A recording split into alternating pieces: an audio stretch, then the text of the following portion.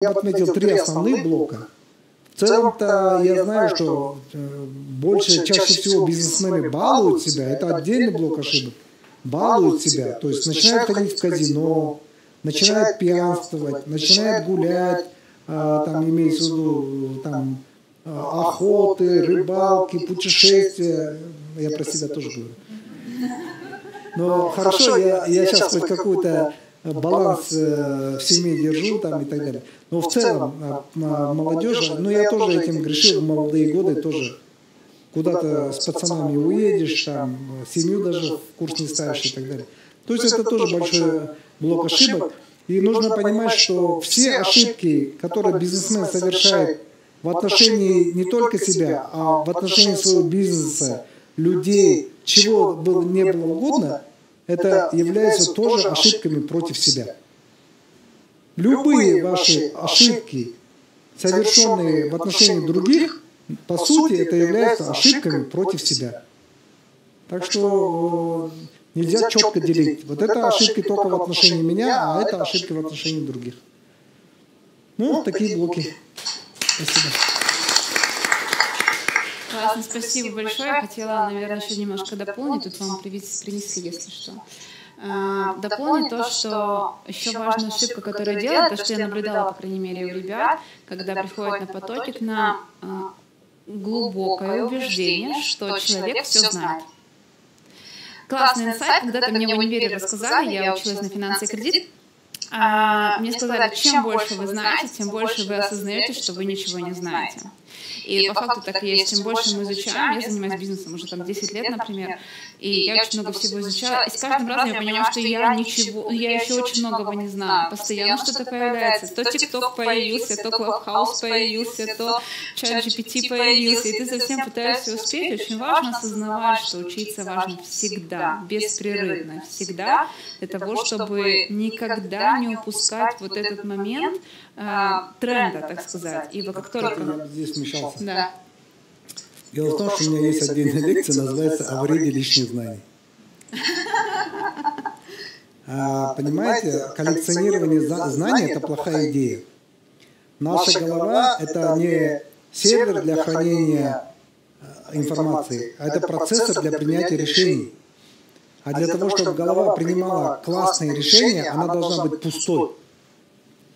Если в голове у вас тревоги, беспокойство, страхи, мечты, планы, куча ненужных знаний, то голова будет плохо работать. Поэтому я к знаниям отношусь по-другому. Смотрите, давайте я вам вообще расскажу иерархию, как меняется жизнь человека. Существует информация. Информации ее много в мире. Все информация. Звук – это информация. Любая картинка, изображение – это биты, пиксели и так далее. Это тоже информация. Так вот, информации везде, ее много, она дешевая, она ничего не стоит. Далее, на информации вы жизнь не измените. Дальше есть знания. Что такое знание? Знание – это информация, структурированная определенным образом. Например, вся информация о растениях будет ботаника. Вся информация о животных будет зоология. Вся информация о камнях будет геология и так далее. То есть знание – это структурирование информации с точки зрения человека, чтобы легче понимать было. Достаточно ли того, достаточно ли знаний, чтобы менять свою жизнь? Нет. Для того, чтобы менять вашу жизнь, надо следующую ступеньку. А что такое следующая ступенька? Это понимание. Что такое понимание? Понимание – это усвоенная часть знаний, которая заключается в видении причинно-следственных связей и ответы на вопрос, как это работает. Как это работает. Вот, теперь у вас есть понимание. Заметьте, знание может быть вот такое, а понимание вот такое. И вот вы, так, у меня есть понимание, достаточно ли, чтобы это изменить мир, свою жизнь? Нет, недостаточно. Потому что вы знаете причинно-следственную связь и как это работает. Что это дает понимание? Понимание вам дает только веру в то, что если вы сделаете А, получите Б. Из-за того, что у вас появляется эта вера, вы начинаете действовать. Вы начинаете делать А, чтобы получить Б. И тут происходит факап. происходит факап, вы не достигли Б, и у вас появляется следующая ступенька под названием опыт. А что такое опыт? Это основанное на прошлом понимание того, что работает, а что нет. Понимаете, хитрость. Знание – это как это работает, а опыт – что работает, а что нет. Теперь вы знаете, что работает, а что нет. У вас есть опыт. Достаточно ли это, чтобы менять вашу жизнь? Недостаточно. Для того, чтобы менять вашу жизнь, нужна следующая ступень. Это называется умение. Что такое умение? Это умение, это способность стабильно достигать запланированных результатов. Способность стабильно достигать, не так, что один раз достиг, другой раз не достиг, а именно способность стабильно достигать запланированного результата. О, у вас уже есть умение. Достаточно, чтобы изменить свою жизнь? Нет. Вам нужен навык. А что такое навык? Навык – это многократно повторенное умение. То есть многократно повторенное достижение цели. Теперь у вас есть навык. Достаточно, чтобы изменить жизнь? Нет. Для того, чтобы изменилась ваша жизнь, вы повторяете навык, который превращается в привычку. Так вот, привычка, человек, ученые доказали, в течение дня 90-95% всех действий совершает на основе привычек. Таким образом, вы живете на привычках. Изменение привычек окажет на вашу жизнь большее влияние, чем какое-то гениальное решение. Привычки меняют вашу жизнь. Вы всю жизнь живете на автопилоте.